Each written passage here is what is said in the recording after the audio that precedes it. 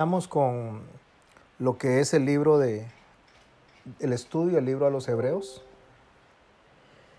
Es un estudio que vamos a iniciar nosotros. Bueno, ya lo tuve hace unos 8 o 9 años, si no me equivoco, que ahorita algunos van a escuchar y se van a dar cuenta de que tenemos una especie como de regreso a ese momento.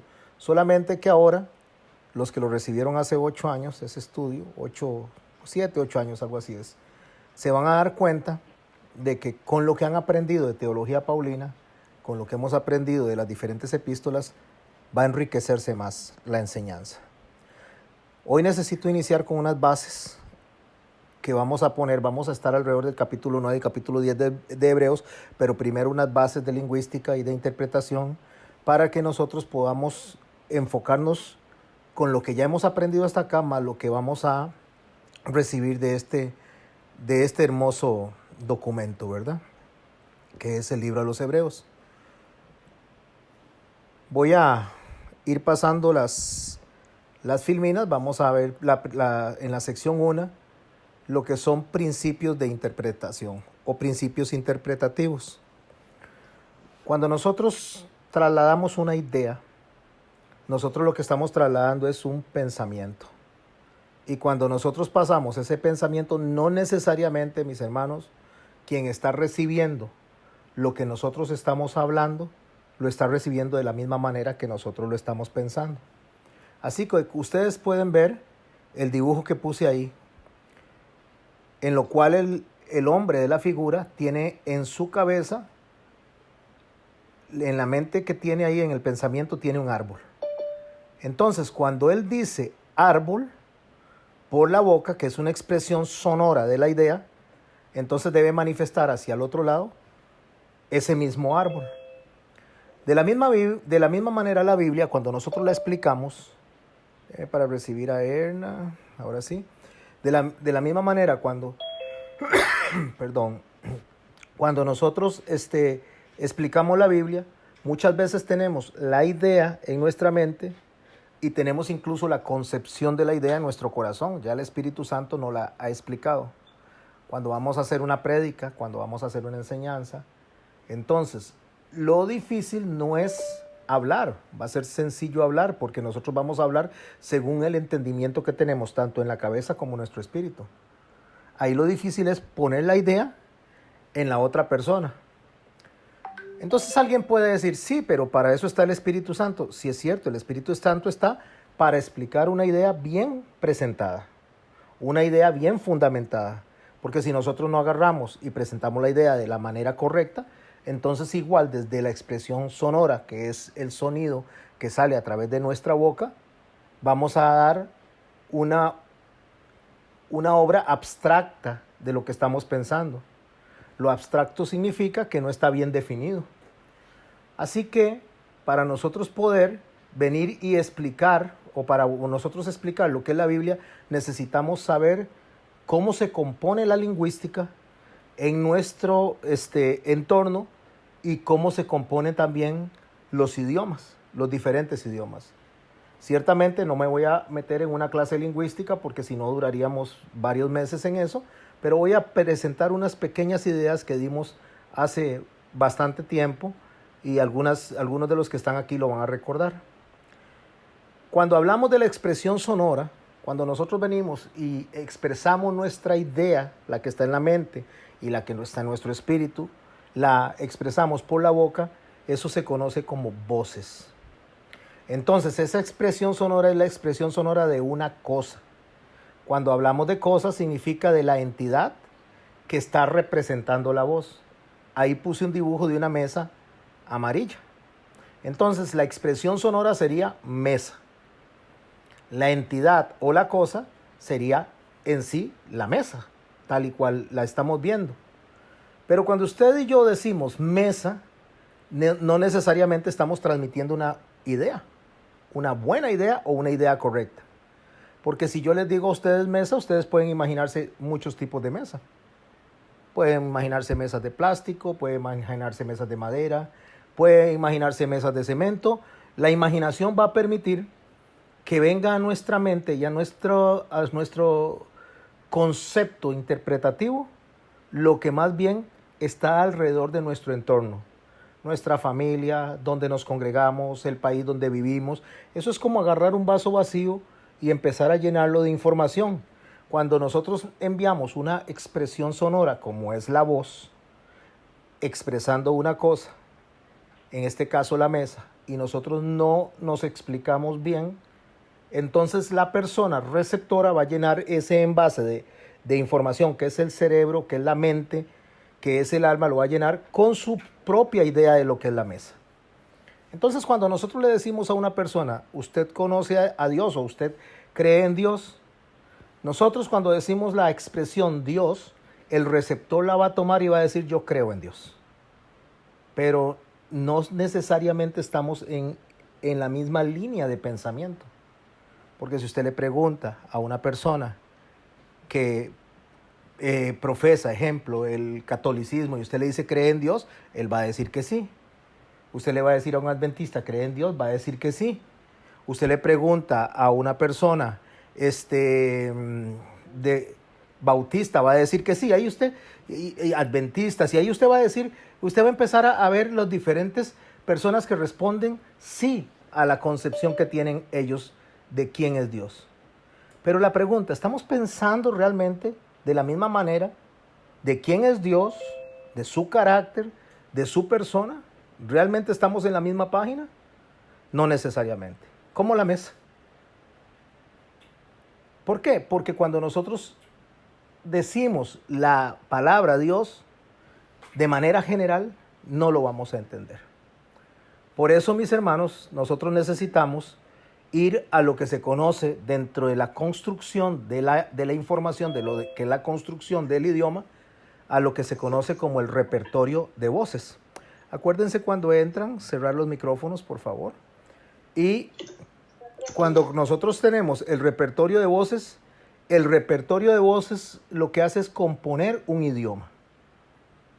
Este idioma, en las diferentes voces o las diferentes expresiones, debe de hacerse valer por los sentidos y por la ciencia del lenguaje. Ahora tal vez alguien diga, ¿y para qué me está explicando tanto esto para el libro de Hebreos? Para entrar a estudiar el libro de Hebreos. Es que el libro de Hebreos no es una carta cualquiera, mis hermanos. Y cuando digo no estoy menospreciando las otras cartas, es que el libro de Hebreos es una carta sacerdotal al 100%. Y va a utilizar muchas figuras, mucha simbología. Va a utilizar muchas cosas que necesitamos recurrir tanto a Levítico, necesitamos recurrir a lo que es las fiestas, necesitamos recurrir también a lo que son las figuras del tabernáculo, si no caso contrario, no lo vamos a entender. Y si lo llenamos con nuestra información, lo que conocemos nosotros como información, lo vamos a llenar mal y vamos a tener una mala interpretación del documento. Entonces, la interpretación que nosotros demos cuando no tenemos la información completa, se va a llamar interpretación ingenua. ¿Qué es una interpretación ingenua? Una interpretación ingenua es la que hacemos nosotros, como lo acabo de decir, según lo que hemos aprendido en nuestro entorno. Y no le vamos a poner lo que es la información de contexto, que serían los expedientes. Acuérdense de esto, los expedientes es lo que soporta la información para que nosotros, a través de la vocalización, de la expresión sonora de nuestras ideas, podamos, junto a esos expedientes, dar una idea completa de quién es Dios y qué Dios quiere de nosotros. Nosotros hablamos en castellano, y en castellano es muy fácil expresarse, y en griego mucho más fácil todavía, porque el griego, si no hay una palabra para expresar lo que queremos, se inventa y se acepta como tal. En español, pues también, con mucho más razón, somos muy abiertos, muy claros, pero los idiomas semíticos, los idiomas de esa zona del mundo, no son palabras solamente, sino que son expresiones de ideas. Básicamente, cuando estudiamos la Biblia, nosotros la estudiamos en español y tenemos bastante claro el mensaje. Pero cuando nosotros nos vamos al texto hebreo, especialmente hablando del Antiguo Testamento, ya que el Nuevo fue escrito en griego koiné, en griego jónico, en griego ático. Pero cuando nosotros venimos, y griego helénico también, y cuando nosotros venimos y nos expresamos del Antiguo Testamento, esos idiomas orientales básicamente son compuestos de ideas, no de palabras definidas, sino de ideas. De ahí que el libro, de ahí que el Antiguo Testamento, compuesto de la lengua hebrea, no tiene vocales, no tiene mayúsculas, no tiene signos de puntuación y no tiene números. Solo son consonantes y las consonantes expresan una idea de una forma vocal a la hora que se habla, pero no está dando realmente la interpretación, no está dando la expresión completa de lo que serían las palabras, porque lo que expresa es una idea. Cuando escucha usted a una persona decir es que aquí Dios está en mayúscula, entonces, esta palabra está en mayúscula y se refiere a Dios, eso es algo que puso el traductor, eso no está en el texto original no tiene eso. Cuando alguien habla de números, refiriéndose al Antiguo Testamento, no hay números ahí. Como le digo, no hay ni siquiera vocales. No quiero meterme en lo que es el hebreo bíblico para no ni confundirnos ni perder mucho tiempo ahí. Solo les digo que lo que se escribe en hebreo son consonantes y cada consonante tiene un valor numérico. La Aleph, que es la primera letra del alefato hebreo, representa el 1. La Bet representa el 2. Y así van cada una de ellas adquiriendo un valor numérico. Entonces, cuando se lee una palabra en hebreo, se está leyendo un valor numérico que da información tanto en su valor numérico como en las diferentes letras que componen esa palabra. Pastor, ¿por qué me está explicando eso? Eso me va a confundir mucho. No, van a ver que no le va a confundir, solamente es para tener una idea de cómo debemos de abordar este documento, cómo debemos de estudiar este documento, porque vamos a ver un montón de simbología que si la pasamos por alto, entonces nosotros vamos a hacer interpretaciones ingenuas según nuestro criterio, según nuestra opinión, según nuestro entorno. Y nosotros tenemos que sumar los expedientes, que es el resto de la información, para poder presentar una interpretación elaborada. Así se llama la interpretación que nosotros tenemos que hacer a la hora de enseñar, y es una interpretación elaborada. Cuando usted escucha a una persona en un púlpito y la escucha predicar, por lo general, mis hermanos, en un 90% esta persona se presenta con una prédica, con una interpretación ingenua. En un 90% de las prédicas y las enseñanzas son ingenuas. Y ingenua no lo tome como negativo. Me refiero a que carecen de toda la información necesaria para usted tener una idea completa de lo que está exponiendo el orador. Repito, no es algo malo, es solamente que no tiene todos los recursos que debería de tener. Especialmente en las diferentes predicaciones. Hay predicaciones expositivas, narrativas, hay predicaciones didácticas, casuales. Depende de la predicación que se presente, a carencia de expedientes, a carencia de información, la predicación se va a hacer ingenua. Pero si está predicando un maestro, si está predicando una persona que sí se va a la raíz, a las ciernes del texto, entonces va a tener una predicación elaborada. Entonces usted va a distinguir cuando es una enseñanza y cuando es una prédica, que no es lo mismo.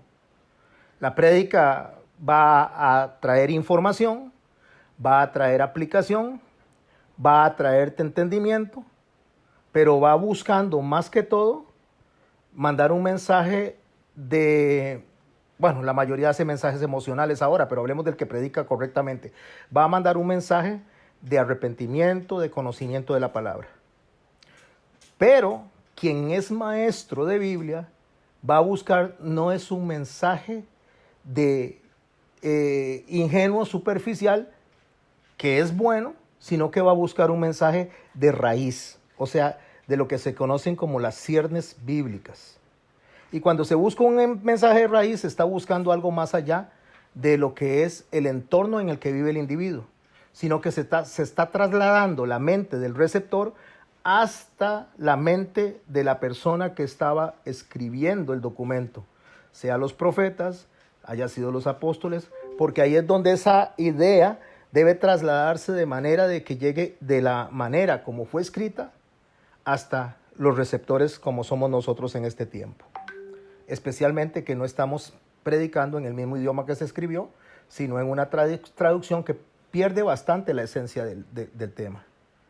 Entonces decimos que la mesa es amarilla.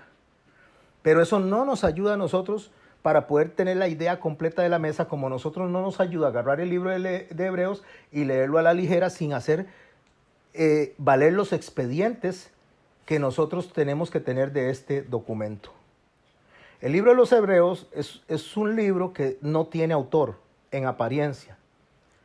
Habemos bastantes personas que hemos estudiado teología, vemos bastantes maestros en cuanto a teología, que consideramos, por los elementos que tiene el libro, que este libro fue escrito o por Pablo o por alguien muy cercano a Pablo. Por eso estudiamos primero la teología paulina, para ver cómo se soporta este documento sobre lo que es el pensamiento paulino, por el lenguaje, por la forma en que se presentan los símbolos, por la idea que se presenta. Algunos dicen que pudo haber sido Bernabé, otros dicen que pudo haber sido Pablo, pero que tiene que haber sido alguien que tuviera conocimiento sacerdotal. Yo opino, de verdad, y en esto sí es una opinión, porque no podemos dar la certeza, ya que habemos muchos maestros de Biblia, muchos teólogos que estamos divididos en cuanto a quién es el autor, porque él no inicia como inicia sus cartas paulinas, Pablo, apóstol de Jesucristo, sino aquí inicia Dios, habiendo hablado muchas veces y de muchas maneras en otro tiempo. Ve que el inicio del documento es totalmente diferente a como Pablo lo hace. Pero la idea que está ahí, como le digo, es en un 90, si no es que más, en un 95% paulina. Para nosotros entonces poder ordenar y entender este documento, necesitamos ordenar las ideas y explicarlas de la manera correcta. El conjunto ordenado de documentos, que se va a conocer como los expedientes, que recogen toda la información relativa al asunto en particular, que sería en este caso la mesa, se conoce como ciencia del lenguaje. Espero que estén siguiéndome todos y que me esté expresando bien. Esta ciencia del lenguaje es toda la información relativa de lo que se conocen como expedientes informativos o, como lo dirían los predicadores desde el púlpito, contexto. Nosotros, cuando vamos a la raíz, los que somos maestros de ciernes, nosotros le llamamos a estos expedientes relativos de la información. ¿Por qué le llamamos expediente relativo de la información? Porque va más allá del contexto. Porque el contexto justamente es lo que precede al texto. Mientras que cuando nosotros hablamos de la relatividad de la información, nos vamos más atrás. Aún hasta antes de la fundación del mundo, que fue lo que nuestro Señor Jesucristo, oísteis que fue dicho. Pero yo os digo que al principio, ahí nos está mandando Él. Antes del contexto, antes del periodo de tiempo en el cual se está dando el desarrollo del documento, del texto, sino mucho antes, mucho atrás, para poder establecer una línea de pensamiento que es una línea invisible que viene desde Dios y llega hasta Jesucristo. Y de Jesucristo hasta Dios de nuevo. Esa línea es la que nos hace a nosotros predicar de manera cristocéntrica. Porque no podemos perder esa línea. Ninguno de los escritores de la Biblia, ninguno de los hombres o mujeres de fe son el centro del mensaje. Solamente son parte de los expedientes. Solo es parte de la información relativa. Solo es parte del documento para poder llegar a Cristo, que es nuestra meta y al que tenemos que predicar. En este caso, si nosotros quisiéramos darle información relativa a la mesa para poder irnos más allá del contexto, deberíamos de decir, la mesa es amarilla, cuadrada, de 4 patas, sirve para comer porque pueden ser mesitas para poner los libros o una mesita de noche. Entonces debe ser para comer, es plástica, o si tiene vidrio, o si tiene madera, o si es rectangular, debemos de ser más específicos a la hora de dar la información. Dicho esto, mis hermanos, yo creo que ahora ustedes van a ir aprendiendo a reconocer cuando alguien está predicando a cuando alguien está enseñando. porque la diferencia es bastante grande, es abismal, entre la prédica y la enseñanza, entre el predicador, entre el evangelista y el maestro. ¿Qué hace esto para el receptor cuando tiene una persona al frente que está exponiendo desde las ciernes, desde el contexto, más allá del texto, que sería la información de los expedientes? Hace que el mensaje sea más rico. Y cuando el mensaje es muy rico, eso despierta como un gran deseo de aprender más, porque usted dice, wow, esto no lo había visto. Ahora me hace conexión. Ahora todos los libros tienen sentido. Ahora toda la información tiene sentido. A diferencia de que usted agarre 3, 4 versículos y haga una narración alrededor de esos versículos. Eso hace que la predicación, que la enseñanza sea tan rica que deje ese sabor de querer seguir aprendiendo. Y como digo, no estoy diciendo que la prédica sea mala, ni estoy diciendo que no traiga un mensaje espiritual bueno. Lo que estoy diciendo es que es muy diferente enseñar que predicar. Es muy diferente. Entendiendo lo que es la interpretación elaborada, una vez que ya me expliqué, eso genera comunicación. Porque el repertorio de voces, a la hora de presentar las diferentes entidades informadas, que en este caso estamos hablando de una mesa, nos genera a nosotros comunicación y elaboración del idioma. O sea, nos volvemos de una manera más exquisita a la hora de transmitir el mensaje. Y también tenemos que aprender, aparte de conocer el contexto, aparte de conocer la idea central, aparte de conocer el tiempo geográfico, el tiempo político, social, cultural, en el cual se está desarrollando el texto, nosotros también tenemos que conocer al escritor, su temperamento, tenemos que conocer su familia, dónde residía, cuál fue realmente el mandamiento que se le dio, cuál es el propósito por el cual este hombre, Dios lo puso en X camino. Todo eso nos va a dar a nosotros mayor información. Y dentro de esto, a la hora que se conoce el personaje bíblico que escribió, el texto que se está escribiendo, el idioma en que está escribiendo, ya sea, estoy hablando de lenguas muertas básicamente, si es una lengua muerta o es una lengua vernácula, ¿cuál es la diferencia entre una y la otra? Son lenguas que ya no se hablan ni se escriben, eso es una lengua muerta, y una lengua vernácula que sería el latín, sería como el francés, el portugués. Esas lenguas son lenguas que todavía se hablan y también tienen dialectos de la lengua, pero siguen permaneciendo en nuestra línea de tiempo. Mientras que la lengua muerta ya no se usa. Y resulta que en la Biblia hay momentos en que se hablaron en lenguas muertas. Pero la idea está ahí, está puesta ahí, está presente. Pero yo, para poder entender eso, necesito incluso ir más allá de, como le digo, de los expedientes y el contexto. Necesito ir inclusive a los modismos. Yo no sé si ustedes han escuchado cuando se habla de un combustible al cual se le llama canfín. Ese combustible que se le llama canfín en el siglo XIX, cuando se introdujo a Costa Rica, se le llamaba querosín, que es la palabra correcta. Así es como se le dice a ese combustible, querosín. Se utilizaba para las lámparas, se utilizaba para cocinar, o sea, tenía muchos usos, era uno de los combustibles más vendidos. Pero cuando se llegó a Costa Rica, debido a que en Costa Rica en ese tiempo no se hablaba buen inglés, o casi del todo no se hablaba inglés, era muy poca la gente que hablaba inglés, encontraron una frase al pie que decía, the best kerosene you can find. Espero haberlo pronunciado bien, y si no, the best kerosene you can find. Ahí disculpan por los que hablan inglés. Pero esta última frase, you can find, es lo que quedó en la mente de las personas. Entonces, cuando llegaban a comprar, ellos no decían kerosene, se acordaban de la parte de you can find. Entonces, you can find se comprimió en canfín y nace un costarriqueñismo, sale un modismo. Entonces, el querosín en el único país del mundo que se le dice canfín es en Costa Rica.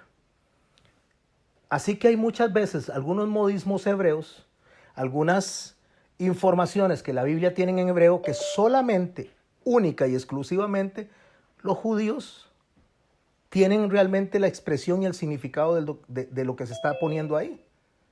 Y nosotros no podemos entender eso a menos que nos metamos a las ciernes y nos metamos al mensaje que está puesto por el escritor, inspirado por supuesto por el Espíritu Santo. Pero el Espíritu Santo no anula al escritor. El Espíritu Santo no anula ni su temperamento, ni anula su vocabulario, porque no es un robot, sino que la inspiración consiste en que el Espíritu Santo guía su entendimiento para que pueda así escribir el documento, pero no lo anula. El temperamental sigue siendo temperamental, solamente que el Espíritu Santo lo cambia para que ese temperamento lo cambie a ser usado por el beneficio del reino. El almático, ¿se dice, mi amor? Almático, el que se está constantemente entristecido y todo eso, pues ahí sigue, como Jeremías, eso no cambia. Y así cada uno de los hombres, escritores, Dios ha respetado lo que es la personalidad de ese individuo. Así que cuando yo no tengo la idea completa, cuando yo no tengo los expedientes, cuando yo no tengo la información de raíz, cuando yo no me voy más allá del texto, yo puedo presentar una enseñanza. Y esa enseñanza se va a llamar predicación, pero esa predicación va a ser ingenua. Y repito, no significa malo, no estoy hablando de que es malo, solo estoy hablando de que no tiene toda la información. Entonces puedo caer en diferentes interpretaciones del significado. Nosotros podríamos tener un significado aparente, podríamos tener un significado auténtico o podríamos tener un significado histórico. Ustedes están viendo una foto ahí al frente donde se ve una ciudad a la mitad en el siglo XIX, si no me equivoco, y aquí a la otra mitad a la izquierda en el siglo XXI, ya pintado. Entonces tenemos en la misma foto, en la misma imagen, tenemos dos escenarios. Uno antiguo y el otro escenario que tenemos es un escenario moderno. Bueno, en la Biblia, cuando nosotros agarramos la Biblia, y por eso estoy poniendo estas bases fundamentales de interpretación, cuando agarramos la Biblia, nosotros tenemos no dos escenarios, tenemos tres escenarios. ¿Cómo, pastor? Tres escenarios. Tenemos un escenario antiguo, tenemos un escenario presente y tenemos un escenario futuro.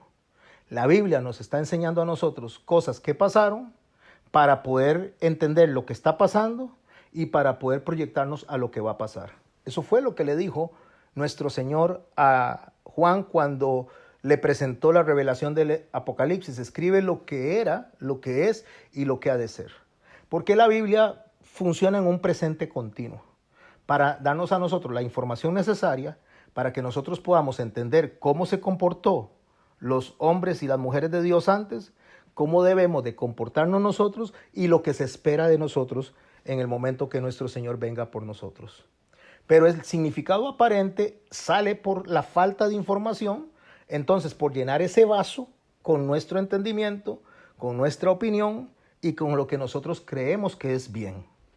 Y mis hermanos y mis hermanas, lastimosamente hoy en día, la mayoría de las escuelas bíblicas son escuelas que presentan información de forma ingenua. No se profundizan, porque profundizarse, aparte de que requiere mucho tiempo, aquí tenemos hermanos que tienen 10 años de estar estudiando, otros que tienen 8 o 9 años de estar estudiando, y cada vez que entran aquí aprenden algo nuevo. Y aprenden algo nuevo porque la Biblia fue escrita en un periodo de 1600 años. Entonces, para nosotros poder entender la Biblia, digamos que como mínimo deberíamos de estudiarla 1600 años.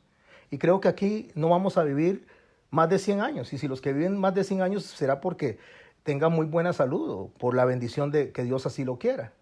Pero mis hermanos y mis hermanas, nosotros no vamos a tener ni toda la vida de tiempo para poder estudiar de manera profunda toda la Biblia. Entonces, ¿qué nos genera eso? Nos genera un significado aparente.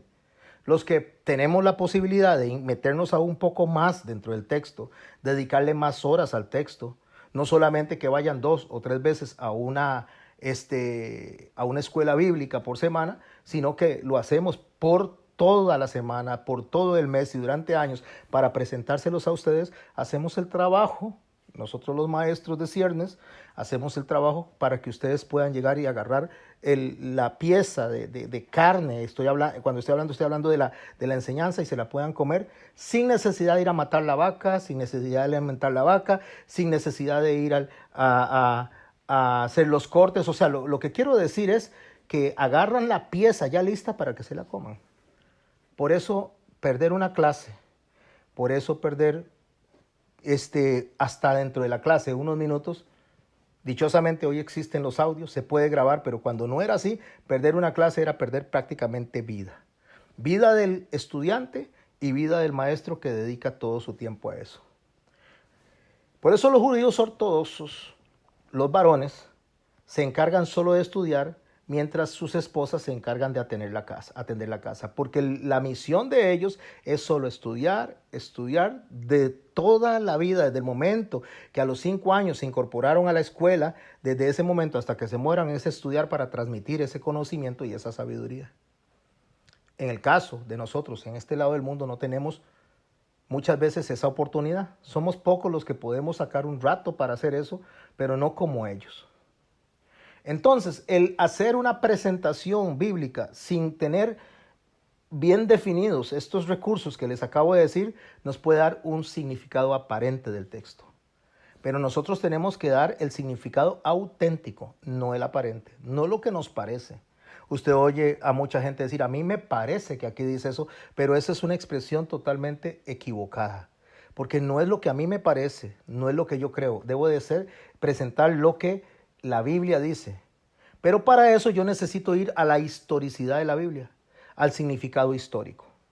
Hay 2 elementos que se obvian hoy en día a la hora de presentar enseñanzas bíblicas. Y es la historicidad de la Biblia, que es justamente lo que estoy mencionando yo, todo lo que arrastra este documento desde que el Señor menciona la creación hasta el día de hoy, arrastra para ir sumando como se suman las capas para poder llegar al entendimiento de que nos está hablando de Cristo y quién es Cristo, que es el propósito de la Biblia. Para eso necesitamos, como le digo, la historicidad. Ahora, tenemos algo más que tenemos que escuchar y tenemos que aprender.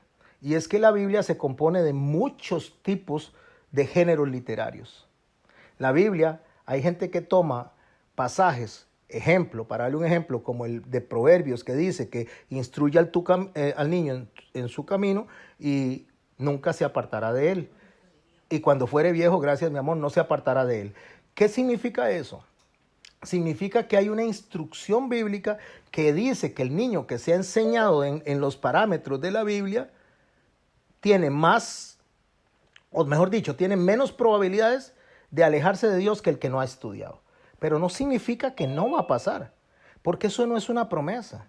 Entonces, en la predicación ingenua se presenta como una promesa cuando viene de un libro sapiensal, un libro de sabiduría, no es un libro profético ni es un libro de promesas. Entonces tenemos que ver en qué género literario está escrito el documento para nosotros poder entender básicamente el mensaje que está contenido ahí y lo que Dios quiere que aprendamos de él. El libro de los Hebreos no es un libro profético, es un libro sacerdotal, es un libro de instrucción sacerdotal. En la Biblia podemos encontrar saga, podemos encontrar fábula, podemos encontrar historia, podemos encontrar parábola, podemos encontrar didáctico, podemos encontrar tantos géneros literarios que están contenidos en la Biblia y los vamos a ir viendo y los vamos a ir aprendiendo. Tanto es así que cuando yo tomo la Biblia, hay gente que se concentra tanto en la creación, lo cual está bien, que estudien la creación, pero se concentran de 1188 capítulos que tiene la Biblia, solo 2 están relatando la creación. Solo 2, el capítulo 1, el capítulo 2. Ya del capítulo 3 en adelante empieza a hablar del hombre ya funcionando dentro de la tierra, dentro de lo que Dios creó, tanto para el hombre, para que habitara el hombre, como los animales, y el hombre lo gobernara. Solo 2 capítulos de 1188 capítulos. Entonces, hay gente que se concentra en esos 2 capítulos, cuando esos 2 capítulos no son el 100, o mejor dicho, es la profundidad de lo que Dios quiere que estudiamos. de toda la Biblia, hay un 25% que tiene que ver con profecía. Y cuando estoy hablando 25% de profecía, no estoy hablando de profecía de los últimos tiempos. Estoy hablando de profecía mesiánica. El 25% de la información que está en la Biblia es profecía de la primera venida de Cristo. Después tenemos un 20%, aproximadamente entre un 18 y un 20% de profecía de los últimos tiempos. Y el resto de la información, mis hermanos y mis hermanas, que oscila entre el 60 y el 70%, es historia de un pueblo. El Señor nos da más historia de un pueblo porque en el pueblo podemos ver el carácter de ese pueblo y cómo Dios reaccionaba a ese carácter, cuando hacían lo correcto o cuando hacían lo incorrecto. Dentro de ese carácter, dentro de toda esa información, está el libro de Hebreos. Porque el libro de Hebreos, aparte de ser un libro sacerdotal, toca aspectos históricos de las prácticas sacerdotales que se daban en el Antiguo Testamento. Entonces, cuando usted y yo nos vamos a estudiar, nosotros tenemos que estar bien claros de qué estamos estudiando para poder proyectarlo por nuestra expresión sonora de la mejor forma para que el receptor, con lo que poquito que conoce, porque tal vez que conozca poquito, pero donde agarra las diferentes piezas que usted envía de información, haga un cuerpo de idea que lo toma en su espíritu, en su alma, y lo absorbe tan rico que dice, quiero más de esto. No me puedo quedar así, yo quiero más de esto. Para dar una idea entre los géneros literarios y las expresiones que le estoy hablando, voy a hablarle de las parábolas. Hay dos tipos de parábola. Está la prototípica y está la parábola narrativa.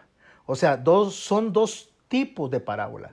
La palabra prototípica, que básicamente hace una diferencia a lo que es el apólogo o lo que es la parábola histórica. ¿Cuál es la diferencia entre una y otra? Le voy a explicar. La parábola prototípica es la parábola que tiene que ver con con un evento real, con un evento que ha acaecido.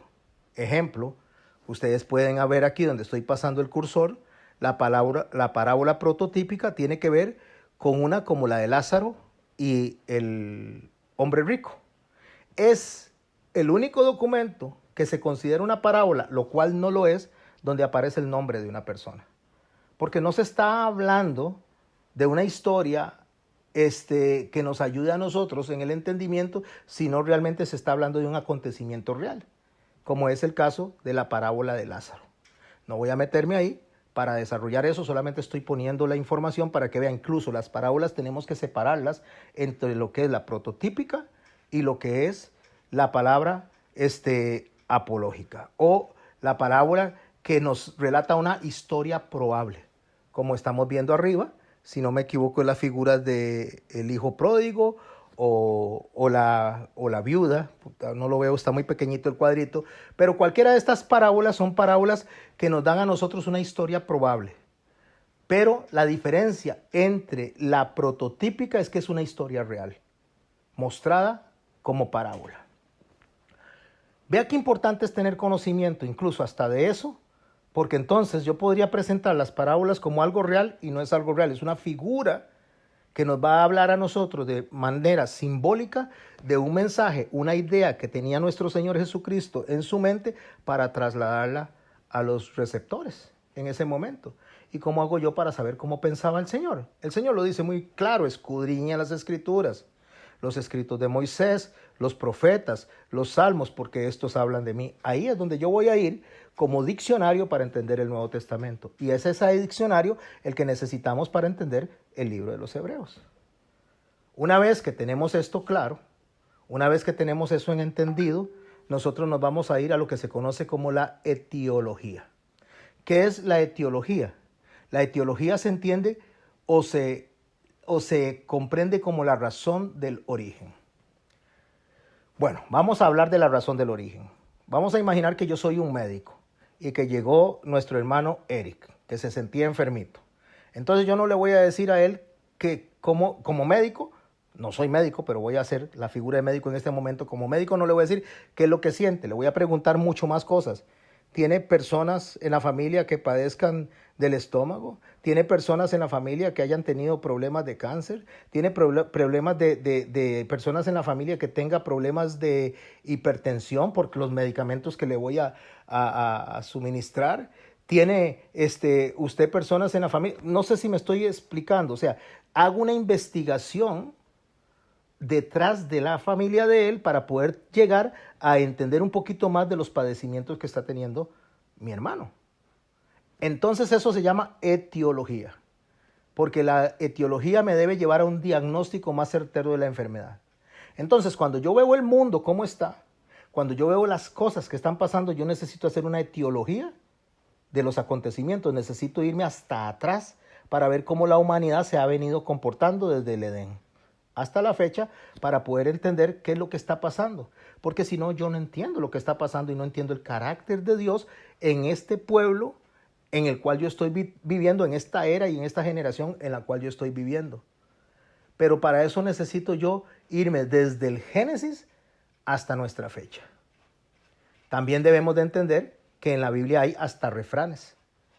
Refranes como en el caso de Jeremías en el capítulo 31 y verso 29, que dice, los padres comieron las uvas verdes y los hijos tuvieron la dentera.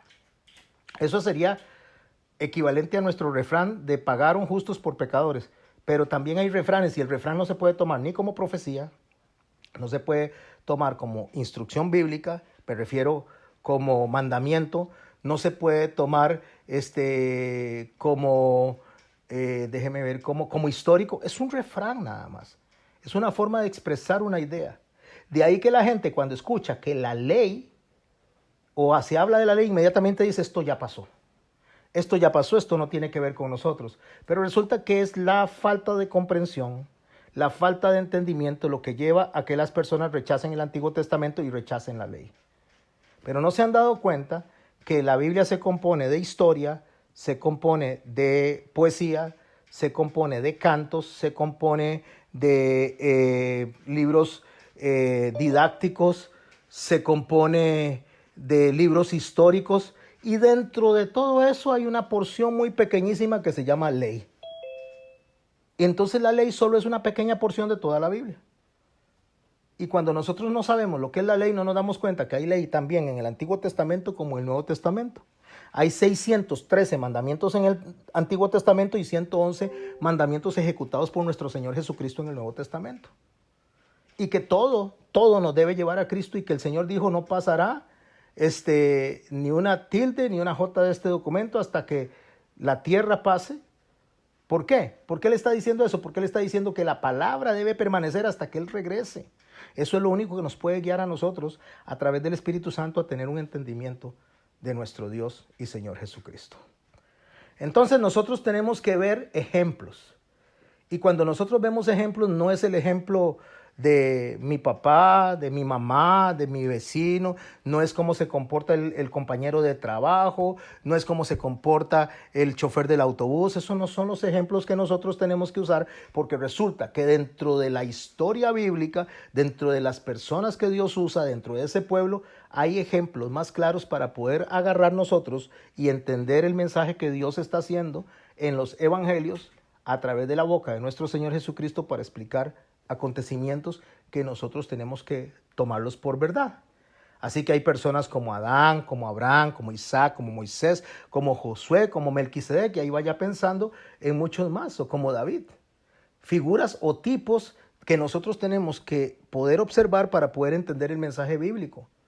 También tenemos oficios como son los del rey, los del sacerdote, los del profeta, que también nos hablan a nosotros de Cristo, y por eso el libro de Hebreos entra dentro de lo que es los términos sacerdotales. Debemos de estudiarlo como un libro sacerdotal y ahí podemos ver figuras y tipos. Tenemos también sucesos, acontecimientos como el primer Pesach, como el cruce del Mar Rojo, como la entrada a Canaán, como el paso por los desiertos. Todo eso tiene información, eso se llaman ciernes. Eso se llaman expedientes, mis hermanos y mis hermanas. Tenemos objetos también como el arca de Noé, como el cordero del sacrificio, como el maná, como la serpiente de bronce, como la escalera de Jacob, como el tabernáculo, como sus muebles. Todo eso también nos habla. Ahí hay información también. También tenemos información de nuestro Señor Jesucristo en los lugares como el río Jordán, como Canaán, como Egipto, como Jerusalén, como Babilonia, como Sidón. Tenemos instituciones como las fiestas, los sacerdocios, los sacrificios, ciudades, refugios, como el Shabbat, que nos habla a nosotros de la información bíblica. Tenemos acontecimientos como lo que pasó en el monte de Sinaí cuando se vio la zarza ardiente, o la boda o la boda del Cordero en el último tiempo. Todo eso también nos da información. Entonces, mis hermanos y mis hermanas, nosotros tenemos que aprender el lenguaje y el idioma bíblico.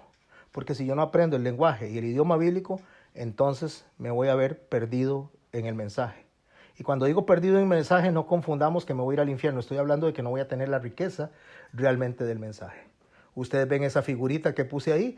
Entonces, mi expresión oral tiene que hacer clic con la expresión oral del otro. Mi expresión oral tiene que hacer clic con el oído del otro. Y una vez que hacemos ese entendimiento, una vez que nos conectamos nosotros a través de una buena exposición, de una exposición madura, de una exposición bien centrada, de una exposición que no sea subjetiva, sino que sea objetiva, que no se mueva a través de opiniones, que no se mueva a través de especulación, vamos a tener un mensaje delicioso, rico, que nos va a ayudar a nosotros a aprender. Dicho esto, voy a detenerme, ya creo que tenemos casi una hora en solo esa introducción. Dicho esto, vamos a ir al capítulo 9 del libro de Hebreos para estudiar un poquito del 9 y del 10, y después, cuando ya avancemos en esos dos capítulos, vamos a viajar de nuevo al capítulo 1, solamente para que tengamos una idea amplia de lo que acabo de explicar.